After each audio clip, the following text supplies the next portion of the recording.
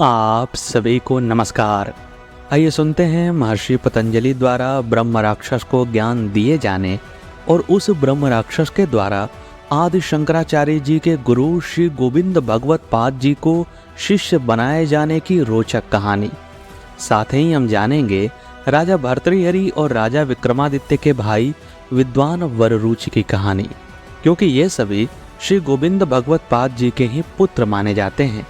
इस कहानी को लिखा है त्रिलोचन नाथ तिवारी जी ने और इसका मूल आधार है मलयालम ग्रंथ ऐतिह्यमाला।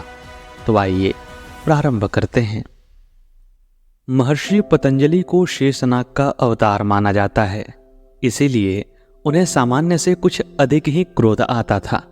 एक बार महान व्याकरण ग्रंथ महाभाष्य की रचना करने के पश्चात शेषावतार महर्षि पतंजलि अपने 1000 शिष्यों को पास बैठाकर उन्हें भाष्य सिखा रहे थे। तभी एक शिष्य उनसे पूछे बिना ही उठकर लघुशंका हेतु चला गया। शिष्य का यह अभद्र व्यवहार महर्षि को नितांत अनुचित लगा। उनके हृदय में अचानक ही क्रोध की अग्नि प्रज्वलित हो उठी और इस क्रोध से उन्होंने जो आंखें तरेर कर देखा तो उनके समीप बैठे सभी शिष्य जलकर राख हो गए। अपने प्रिय शिष्यों की यह गति देखकर उस निर्मल हृदय तपस्वी का मन घोर पश्चाताप से भर गया। लोक मंगल हेतु रचे गए महाभाष्य को कंठस्थ कर चुके अपने परम प्रिय शिष्यों को खोकर ऋषि का मन अतीव विषाद से खिन्न हो उठा और यह चिंता भी हुई कि अब मेरे महाभाष्य का क्या होगा। लेकिन वह शिष्य जो उठकर चला गया था वह अभी जीवित था। अपने सहपाठियों के दुखद अंत का समाचार पाकर अपने गुरु के पास आया और बोला, माननीय गुरुवर, आप तनिक भी विषाद ना करें। आपकी शिष्य मंडली में से मैं अभी जीवित हूं। पूरा का पूरा महाभाष्य मुझे कंठस्थ है। मैं परोपकारार्थ अपनी शिष्य परंपरा द्वारा उसका खूब प्रचार करूंगा। यह सुनकर महर्षि के हृदय में एक बार फिर क्रोधाग्नि भड़क उठी। उन्होंने अपने अवशिष्ट एकमात्र शिष्य को डांट कर कहा, हट जा दुष्ट, दूर हो जा मेरी दृष्टि सीमा से। तेरे ही कारण मेरी प्रिय शिष्य मंडली नष्ट हुई। नहीं नहीं, रुक, तू भी उन्हीं की गति पा। इस प्रकार उन्होंने उस एकमात्र अवशिष्ट शिष्य को भी शाप देकर भस्म कर दिया। क्षण भर में ही महर्षि का हृदय पुनः सीमातीत विषाद से छलछला उठा, क्योंकि शुद्ध आत्माओं को क्रोध और पश्चाताप का अचानक आना और जाना स्वाभाविक ही माना जाता है। एक बार पुनः विषाद के अशेष सागर में निमग्न होकर महर्षि अपने आश्रम में निराश एकाकी बैठे थे। तभी उनके पास एक गंधर्व आया। उसने कहा, ऋषिवर, आप चिंता मुक्त हो। मैं एक गंधर्व हूं। बहुत समय से इस आश्रम की सीमा परिधि में स्थित पीपल के पेड़ पर रहता आया हूं। जब आप अपने प्रिय शिष्यों को पढ़ा रहे होते थे तब मैं आपके वचनों को बड़े श्रद्धा भाव से सुना करता था। अतः आपने अपने शिष्यों को जो भी सिखाया वह सब मुझे कंठस्थ है। यदि आप मुझे एक शिष्य के रूप में स्वीकार करें तो आपके आशीर्वाद से मैं महाभाष्य को संसार में अमर बना सकता हूं। यदि आप मुझे अपना शिष्य नहीं स्वीकार करेंगे तो मेरा ज्ञान उच्छिष्ट होगा, जिसे मैं किसी शिष्य को प्रदान नहीं कर सकूंगा। यह सुनकर महर्षि को एक बार फिर बड़ा क्रोध आया। भड़ककर वे बोले, तुमने मेरी बिना अनुमति के चोरी छिपे मेरे भाष्य को सीखा कैसे? इस अपराध के दंड स्वरूप तुम एक ब्रह्म राक्षस में बदल जाओ। महर्षि ने उस गंधर्व को भी शाप दे ही डाला। शाप सुनकर गंधर्व तो एकदम से घबरा ही गया। उसे तो यही एहसास हुआ कि लगता है जैसे होम करते हुए मेरे हाथ जल गए। गंधर्व देखते ही देखते ब्रह्म राक्षस में परिवर्तित हो गया और शाप मुक्ति के लिए महर्षि के पैरों में पड़कर गिड़गिड़ाने लगा। उसने कहा, हे गुरुदेव, यदि मेरे मन में छल होता तो मैं आपसे स्वयं को शिष्य रूप में स्वीकारने को न कहता। शुद्ध हृदय होने के कारण तथा तर्क संगत वचन सुनकर महर्षि का क्रोध भी पल भर में ही तिरोहित हो गया। उन्होंने उस गंधर्व को शाप मुक्ति का उपाय बताया। देखो, अब इतना समय नहीं रहा मेरे पास कि नए शिष्यों को खोजकर उनको महाभाष्य सिखाऊं। इस घटना के पश्चात शिष्य भी पता नहीं मुझे मिले या न मिले। अतः मेरे भाष्य को ग्रहण करने योग्य व्यक्ति को खोजकर तुम उसे यह भाष्य सिखाओ। इस सृष्टि में यदि एक ने भी इसे सीख लिया तो मानवता का बहुत कल्याण होगा। तुम्हारे द्वारा किसी भी योग्य व्यक्ति को यह महाभाष्य सिखाने का कार्य पूर्ण होते ही तुम्हें तुम्हारा पूर्व शरीर प्राप्त हो जाएगा। ऐसा कहकर महर्षि ने गंधर्व को आशीर्वाद दिया। शाप के प्रभाव से ब्रह्म राक्षस बन चुके गंधर्व ने महर्षि को प्रणाम किया और पुनः पीपल के पेड़ पर जा बैठा। दिन बीतते जा रहे थे। ब्रह्म राक्षस बन चुके गंधर्व ने भाष्य सीखने की योग्यता रखने वाले व्यक्ति की खोज प्रारंभ कर दी। वह जिस पीपल पर रहता था उसके नीचे से होकर जाने वाले सभी ब्राह्मणों को रोककर उनकी परीक्षा लेता था। परीक्षा की विधि यह थी कि वह आने वाले व्यक्ति से पूछता था, परिचर निष्ठायाम किम रूपम, पच धातु में कता प्रत्यय लगाने से क्या रूप बनता है। कोई ब्राह्मण इसका उत्तर नहीं दे पाता था और सही उत्तर न देने वाले को वह ब्रह्म राक्षस पकड़कर खा जाता था। भाष्य के अधिकारी शिष्य के खोज की यही उसकी निरापद व्यवस्था थी। इस प्रश्न का सही उत्तर है पक्वम। किसी भी ब्राह्मण को यह उत्तर देते न बनने से बहुतेरे ब्राह्मणों को ब्रह्म राक्षस ने अपने उदर के अंदर स्थित कर लिया, यानी कि खा डाला। और दिन पर दिन करते यूं बहुत दिन बीत गए। दिन पर दिन नहीं, युग पर युग बीत गए। एक दिन सभी शास्त्रों का पंडित, वेदज्ञ, वेदांती, योग शास्त्र विशारद एवं विरक्त स्वभाव का एक शिष्ट ब्राह्मण उधर से होकर जा रहा था। वह युवा ब्राह्मण संन्यास आश्रम में प्रवेश करने का निश्चय कर चुका था और योग्य गुरु की खोज में निकला था। ब्रह्म राक्षस ने उससे भी वही प्रश्न पूछा। ब्राह्मण ने तपाक से उत्तर दिया, पक्वम। यह सुनकर ब्रह्म राक्षस को विश्वास हो गया कि इस ब्राह्मण में महाभाष्य ग्रहण करने की क्षमता है। उसने ब्राह्मण से कहा, शेषावतार के सहस्र मुख से प्रसूत महाभाष्य मैं तुमको सिखाना चाहता हूं, क्योंकि युगों उपरांत तुम मुझे एक योग्य शिष्य दृष्टिगत हुए। यदि तुमने सीखने से मना किया तो मैं तुमको खा जाऊंगा। मरता क्या न करता। ब्रह्म राक्षस की योनि से उगताया वह गंधर्व चाहता था कि यथाशीघ्र यह ब्राह्मण महाभाष्य सीख ले तो उसे मुक्ति मिले, और संपूर्ण महाभाष्य सीखना कुछ दिनों का कार्य था नहीं। तो उस ब्रह्म राक्षस रूपी गंधर्व ने उस ब्राह्मण को वन से लाकर एक ऐसी औषधि पिलाई जिससे ब्राह्मण की क्षुधा, पिपासा, आलस्य और निद्रा ये 6 माह हेतु स्थगित हो गए। अहर्निश अनवरत महाभाष्य का शिक्षण आरंभ हुआ और उस ब्रह्म राक्षस ने उस ब्राह्मण को भाष्य का उपदेश देना प्रारंभ कर दिया। ब्रह्म राक्षस पीपल की शाखाओं पर बैठ गया और उसका शिष्य नीचे चबूतरे पर। ब्रह्म राक्षस ने अपने शिष्य को महाभाष्य सिखाना प्रारंभ किया। वह स्वयं उस पीपल के किसी डाल पर बैठ जाता और उसका शिष्य पीपल के नीचे बने एक चबूतरे पर बैठ जाता। ब्रह्म राक्षस पीपल के पत्तों पर भाष्य की कुछ पंक्तियां लिखकर नीचे गिरा देता। शिष्य उन्हें उठाकर पढ़ता और उसका मनन करता। उन पंक्तियों को शिष्य द्वारा समझ लेने पर ब्रह्म राक्षस पुनः आगे के वाक्य पत्ते पर लिखकर नीचे गिराता। अब प्रारंभ में ही ब्रह्म राक्षस ने अपने शिष्य को एक दिव्य औषधि का सेवन करा दिया था, जिससे उसकी क्षुधा, पिपासा, आलस्य और निद्रा भविष्य हेतु स्थगित हो गए थे। न तो भूख की बाधा थी, न प्यास की, न आलस्य की, न निद्रा की। आबाद शिक्षण 6 मास पर्यंत चलता ही रहा। इस प्रकार 6 महीने में ब्रह्म राक्षस ने पूरा भाष्य लिखकर नीचे गिराया और ब्राह्मण ने उसे सीख लिया। इसके तत्काल बाद ब्रह्म राक्षस श्राप मुक्त हो गया और उसे अपना पूर्व रूप वापस मिल गया। ब्राह्मण ने अपने उस गंधर्व गुरु की वंदना की और उससे प्रस्थान की अनुमति मांगी। अपने एकमात्र प्रिय शिष्य को आशीर्वाद देते हुए गंधर्व ने कहा, हे ब्राह्मण श्रेष्ठ, मुझे अपने ब्रह्म राक्षस योनि से मुक्त होने की लालसा अत्यंत तीव्र थी और भाष्य को सामान्य रूप से कंठस्थ कराने में कई वर्ष लगते। अतः भूख, प्यास, आलस्य और निद्रा से मुक्त कराने के लिए मैंने आपको एक दिव्य औषधि का सेवन कराया था। जिस दिव्य औषधि का मैंने आपको सेवन कराया था उसका प्रभाव जल के स्पर्श से तत्काल नष्ट हो जाता है। जल को स्पर्श करते ही आप तत्काल निद्रा मग्न हो जाएंगे और 6 महीने तक आपकी निद्रा भंग न होगी। अतः आप कृपा करके जल से दूर ही रहें। इतना कहकर गंधर्व अदृश्य हो गया। ब्राह्मण ने भी वहां से चल देने का निश्चय किया, लेकिन तभी उसे ध्यान आया कि गंधर्व के सिखाए महाभाष्य का कोई अंश यदि वह भूल गया तो उस अंश को पुनः समझाने वाला कोई नहीं मिलेगा। अतः उसने उस गंधर्व ब्रह्म राक्षस द्वारा लिखकर गिराए गए सभी पीपल के पत्ते बटोर कर उनकी गठरी बांध ली।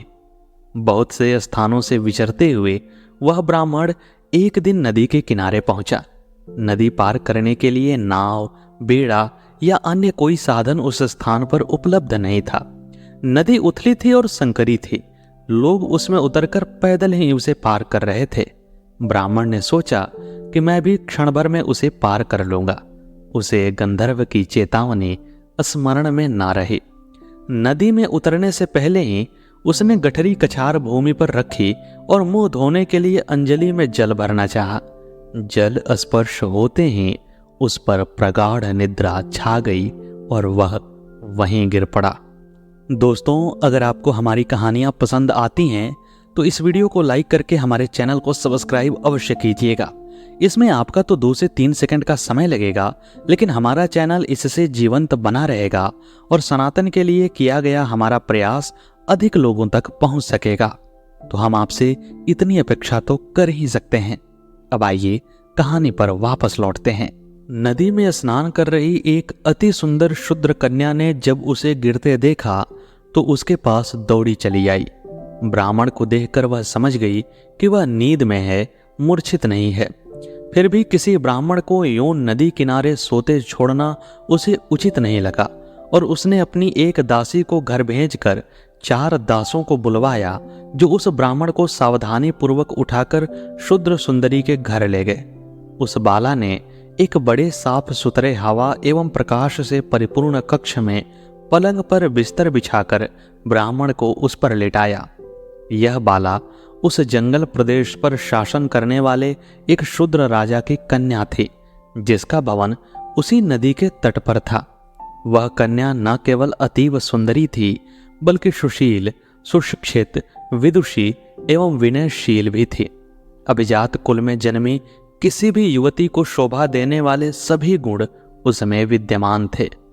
उस बाला ने सोचा कि ब्राह्मण देव कुछ समय में जग जाएंगे, परंतु जब 2-3 दिन बीतने पर भी ब्राह्मण की नींद नहीं टूटी तो वह सोच में पड़ गई और तब उसने सारा विवरण अपने पिता को कह सुनाया। उसके पिता ने तत्काल अपने व्यक्तिगत वैद्य को बुलवाया। ब्राह्मण का निरीक्षण करके वैद्य ने कहा, इसमें संदेह नहीं कि ये नींद में ही हैं और इन्हें न किसी प्रकार की कोई मूर्छा है, न ही कोई रोग। फिर भी इस प्रकार लंबी अवधि तक इनके सोए रहने का कारण मेरी समझ में नहीं आ रहा है। फिर भी चिंता की कोई बात नहीं।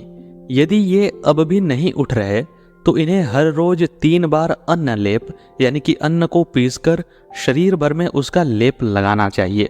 ऐसा आप करते रहें, नहीं तो ये जीवित नहीं रह पाएंगे। अन्न लेप विधिवत किया जाए तो ये चाहे जितने दिन सोते रहें, इन्हें कोई क्षति नहीं पहुंचेगी। इतना ही नहीं, अन्न ग्रहण न करने से होने वाली शिथिलता का भी जगने पर इन्हें आभास नहीं होगा। यह सब समझाकर वैद्य चला गया।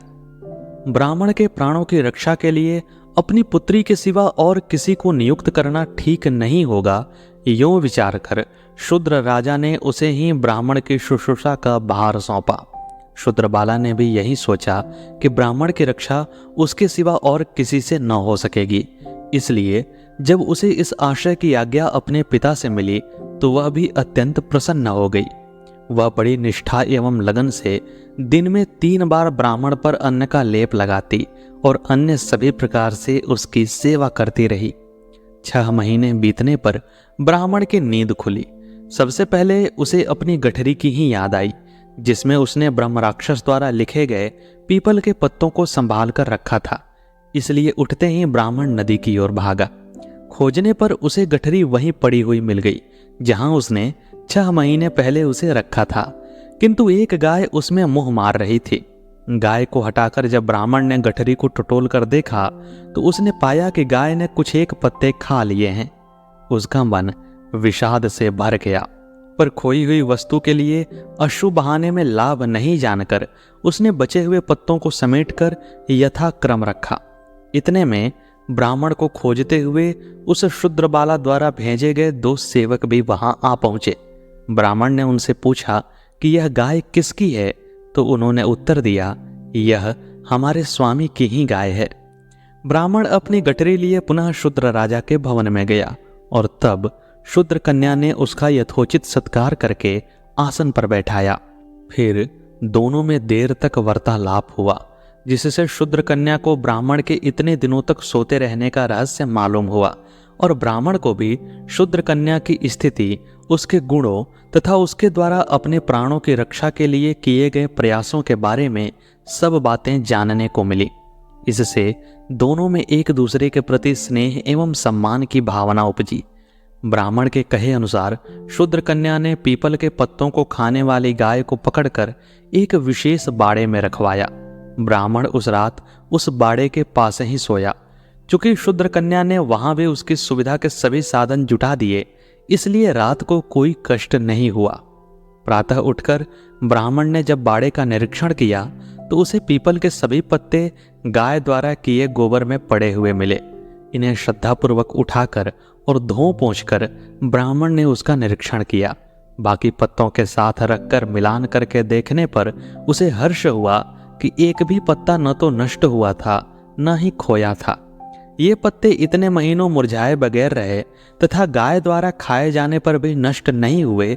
इस चमत्कार के पीछे गंधर्व का दिव्य प्रभाव था अथवा उन पर लिखे महाभाष्य के वाक्यों का महात्म्य, यह कहना कठिन है, पर कोई कारण जरूर रहा होगा, क्योंकि ऐसे चमत्कार रोज तो देखने में नहीं आते। फिर उस ब्राह्मण ने पीपल के सभी पत्तों को समेटकर उनकी गठरी बांधी। विदा होने से पहले उसने शूद्र कन्या को अपने पास बुलाया और कहा, मैं कुछ 6 महीने से भी अधिक तुम्हारे घर रहता आ रहा हूं। अब मैं प्रस्थान करना चाहता हूं। इतने दिनों तुमने मेरी सेवा शुश्रूषा की। इतना ही नहीं, तुमने मुझे प्राण दान दिया। तुमने मुझ पर जो इतना बड़ा उपकार किया है, उसका योग्य प्रतिफल तो मेरी दृष्टि में कोई नहीं है, किंतु इसके संबंध में कुछ कहे और किए बिना मेरा चले जाना कृतज्ञता होगी। इसलिए मैं यह निवेदन करता हूं कि यदि तुम्हारी कोई इच्छा हो तो उसके फलीभूत होने का आशीर्वाद मैं दूंगा। मेरा आशीर्वाद कभी भी व्यर्थ नहीं जाएगा, क्योंकि महाभाष्य अध्ययन काल के लिए 6 मास एवं निद्रा विशुद्ध रहने के 6 मास में मैंने जाने अनजाने कोई पाप नहीं किया है। इसके अतिरिक्त और कोई उपकार मेरी समझ में नहीं आ रहा, क्योंकि धन मेरे पास है नहीं और तुम्हें धन की कोई कमी भी नहीं। इसलिए कृपा करके यह बताओ कि तुम्हारी क्या इच्छा है। शूद्र कन्या बोली, हे स्वामी, जब से मैंने जन्म लिया है तब से अब तक किसी पर पुरुष का अंग स्पर्श नहीं किया और न ही किसी की चरण सेवा ही मैंने की है। सबसे पहले आपके ही चरणों का सेवा का सौभाग्य मुझे मिला है। एकांत में मैंने आपका नग्न शरीर देखा है, इसलिए इस जन्म में किसी और पुरुष के अंग स्पर्श तथा उसके चरणों की सेवा मुझे न करनी पड़े, यही मेरी विनम्र इच्छा है। अतः निवेदन है कि आप मुझे कृपा पूर्वक अपनी पत्नी के रूप में स्वीकार करके मुझे अनुग्रहित करें। इससे बढ़कर कोई भी मेरी इच्छा नहीं है। यदि आप मेरी यह मनोकामना पूरी करेंगे तो मैं अपना जन्म सफल मानूंगी। शूद्र कन्या के इन शब्दों को सुनकर ब्राह्मण चिंतित हो उठा। ओह दुर्भाग्य! इहलोक के सभी सुखों को त्याग कर संन्यास ग्रहण करने हेतु उपयुक्त गुरु की खोज में घर से निकला। मैं इससे कैसे विवाह कर सकता हूं? और मेरे प्राणों की रक्षा करने वाली इस अबोध कन्या की उपेक्षा भी मैं किस प्रकार कर सकता हूं? क्या ईश्वर की यही इच्छा है कि चतुर्थाश्रम की खोज में निकला मैं पुनः द्वितीय आश्रम में प्रवेश करूं? यदि ईश्वर यही चाहते हैं तो ब्राह्मण कुल में जन्मे मेरे लिए शूद्र कुल में जन्मी इस कन्या से प्रथम विवाह करना शास्त्र एवं विधि विरुद्ध भी तो है। शास्त्र कहता है कि ब्राह्मण शूद्र कन्या से तभी विवाह कर सकता है जब उसने पहले ब्राह्मण, क्षत्रिय और वैश्य कुलों की एक एक कन्या से यथाक्रम विवाह कर लिया हो। अतः इससे विवाह करने के लिए मुझे अन्य 3 वर्णों की 3 कन्याओं से भी विवाह करना पड़ेगा। मैंने तो एक भी विवाह न करने का निश्चय किया था, अब क्या मैं 4-4 विवाह करूं? हे ईश्वर, यह मेरी कैसी परीक्षा है। इस कन्या को दिया वचन न पूर्ण करूं तो वचन भंग का पातक लगता है, और पूर्ण करूं तो आत्मोत्थान की यात्रा बाधित होती है। किंतु अन्य प्रकार से विचारने पर यह उचित ही प्रतीत होता है। गृहस्थ में रहते हुए भी शास्त्रों के अध्ययन से, शुद्ध बुद्धि से, राग के क्षणों में विराग के अभ्यास से और नित्य नवीन अनुभव से इस संसार की निस्सारता की अनुभूति कुछ अधिक सशक्त होगी। अतः इस कन्या की कामना पूरी करने के पश्चात ही अपनी भी इच्छा की पूर्ति करना उचित है, और इस परिस्थिति में इसके अतिरिक्त अन्य कोई उपाय भी तो नहीं है। यह निश्चय करके उस ब्राह्मण ने शूद्र कन्या से कहा, भद्रे, तुम्हारे हितों का मैं सदा ध्यान रखूंगा, किंतु मुझ ब्राह्मण को शूद्र कुल में उत्पन्न तुमसे विवाह करने से पहले एक ब्राह्मण, एक क्षत्रिय और एक वैश्य कुल में उत्पन्न कन्या से विवाह करना पड़ेगा, क्योंकि ब्राह्मण हेतु शूद्र कन्या से विवाह करने के लिए शास्त्रों का यही आदेश है। अतः अनुमति दो कि पहले मैं ये 3 विवाह कर लूं, तो फिर तुमसे भी विवाह कर लूंगा। तब तक तुम्हें मुझे क्षमा करना होगा। यह सुनकर शूद्र कन्या ने प्रसन्नतापूर्वक कहा, शास्त्र विरुद्ध कोई भी कार्य करने के पक्ष में मैं भी नहीं हूं आर्य। यदि आप दयापूर्वक मुझे स्वीकार करने का आश्वासन दें तो मैं आपकी चाहे जितने समय तक, मेरी मृत्यु तक भी प्रतीक्षा करने को उत्सुक हूं। ब्राह्मण अपने वचन का दृढ़ न हो तो ब्राह्मण नहीं। अतः उस ब्राह्मण ने भी तथास्तु कहा और अपनी गठरी लेकर स्वदेश की ओर चल पड़ा। अपने घर पहुंचकर उस ब्राह्मण ने यथाक्रम एक ब्राह्मण, एक क्षत्रिय और एक वैश्य कन्या से विवाह किया, और अंत में उस शूद्र कन्या से भी विधि पूर्वक विवाह किया। इस प्रकार वह ब्राह्मण अपनी 4 पत्नियों के साथ अपने घर में सुखपूर्वक रहने लगा। यथा समय 4 पत्नियों से उसे एक एक पुत्र रत्न प्राप्त हुए। इन पुत्रों के सभी जात कर्मों को ब्राह्मण ने स्वयं यथा समय यथोचित रूप से संपन्न किया, तथा अपने पुत्रों का विद्या अध्ययन भी ब्राह्मण ने स्वयं ही कराया। 4 पुत्र परम विद्वान, सकल शास्त्र पारंगत एवं पिता के जैसे ही गुण संपन्न हुए। ब्राह्मण कन्या की कोख से जन्मे प्रथम पुत्र की ओर विशेष ध्यान देकर ब्राह्मण ने उससे वेदों का अध्ययन करवाया एवं तत्पश्चात 4 पुत्रों को महाभाष्य की शिक्षा दी। कुछ लोग यह भी कहते हैं कि चूंकि चौथा पुत्र शूद्र कुल से संबंधित था, इसलिए उसे सामने बैठाकर महाभाष्य सिखाना उचित नहीं है।